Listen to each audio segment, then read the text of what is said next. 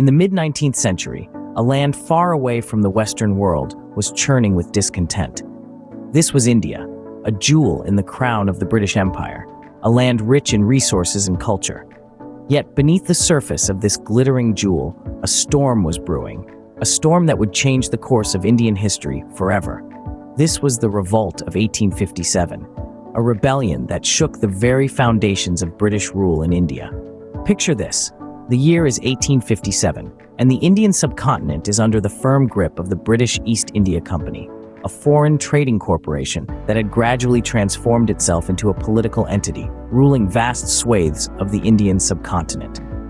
The company's rule, however, was marked by profound disrespect for Indian customs, religions, and traditions.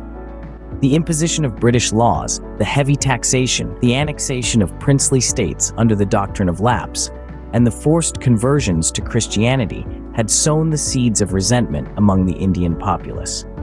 It all started with a spark in the dusty plains of Meerut on the 10th of May, 1857. Indian sepoys, or soldiers, in the British Army rose in revolt. The trigger was the introduction of the new Enfield rifles, which required soldiers to bite off the ends of lubricated cartridges rumored to be greased with pig and cow fat, deeply offensive to both Muslim and Hindu soldiers. The rebellion spread like wildfire across north and central India, engulfing Delhi, Kanpur, Lucknow, Jhansi, and Gwalior. In Delhi, the aging Mughal emperor, Bahadur Shah Zafar, was declared the Emperor of India by the rebellious sepoys.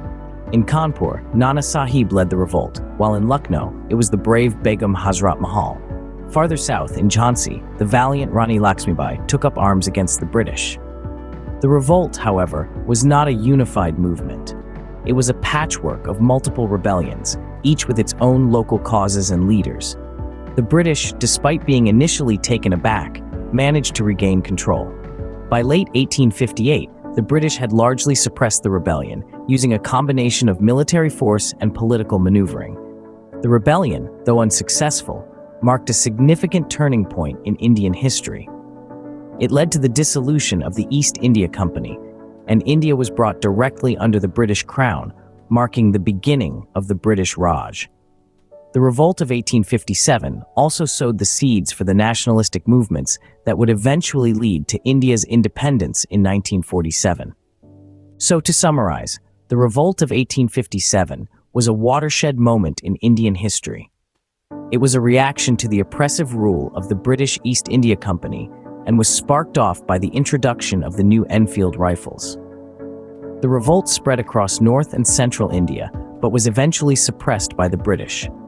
The aftermath of the revolt saw the end of the East India Company's rule and the beginning of the British Raj. The revolt also laid the groundwork for future nationalistic movements in India. The Revolt of 1857, a tale of rebellion, bravery, and change, is a testament to the indomitable spirit of the Indian people. It stands as a stark reminder of the struggle against colonial rule and the fight for freedom and dignity.